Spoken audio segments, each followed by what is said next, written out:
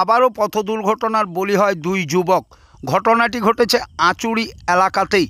ঘটনায় জানা যায়, স্থানীয় সূত্র মারফত দুই যুবক ছাতনার থেকে বাঁকুড়া শহরে এসেছিলেন কিছু কেনাকাটার জন্য।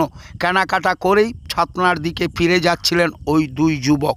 তাদের গাড়ির গতি এতটাই দ্রুত ছিল যে তারা নিয়ন্ত্রণ হারিয়ে একটি গাছের ছাদে সজোরে ধাক্কা মারেন এবং ঘটনাস্থলেই দুই যুবকের মৃত্যু হয় বলে জানা যায় স্থানীয় সূত্র থেকে।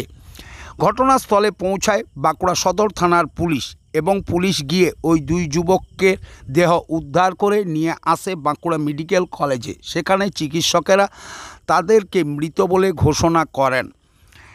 দুর্ঘটনা ঘটার কারণ দ্রুত গতির জন্যই এমনটাই দাবি করছেন স্থানীয় মানুষজন।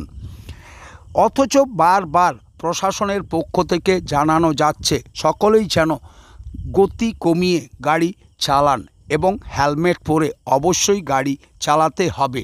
এইভাবেই প্রতিদিন বাঁকুড়া সদর ট্রাফিকের পক্ষ থেকে সাধারণ মানুষকে সচেতন করা হচ্ছে, কিন্তু প্রশাসনের সেই আইনকে বুড়ো আঙুল দেখিয়েই গতি দিয়ে চালিয়ে যাচ্ছে গাড়ির চালকেরা, যার ফলে দুর্ঘটনার কবলে পড়তে হচ্ছে সকলকে। ছাতনা থেকে শুভ্রাচল চৌধুরীর রিপোর্ট, বাঁকুড়া এক্সপ্রেস টিভি।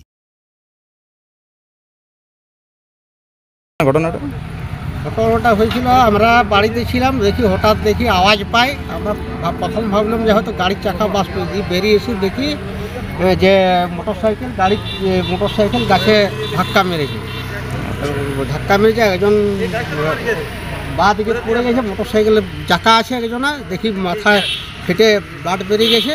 আর একজনা ডাইন দিকে পড়েছে, তারও দেখি মাথা ফেটে ব্লাড বেরিয়ে গেছে এবং কিছুক্ষণ নড়াচড়া করে দেখি মানে দুজনেই ডেড হয়ে গেছে। তারপর কি পুলিশ এসেছিল? তারপর পুলিশ এসে পরে পুলিশকে ইনফর্ম করা হয় এখান থেকে। এখানে লোক ইনফর্ম করলো এবং এখানে যে সিভিক আছে, যারা সিভিক আছে সেও এসেছিলো, সেও ইনফর্ম করে। তারপর পুলিশ আসে, পুলিশ এসে পরে বডি তুলে নিয়ে যায় এবং ভাঙা মোটরসাইকেলটিও নিয়ে যায়। গাড়ির স্পিডে ছিল? গাড়ির স্পিড ছিল সম্ভবত। স্পিড না থাকলে হয়তো স্পিড থাকার জন্য হয়তো কন্ট্রোল করতে পারে না গাড়ি।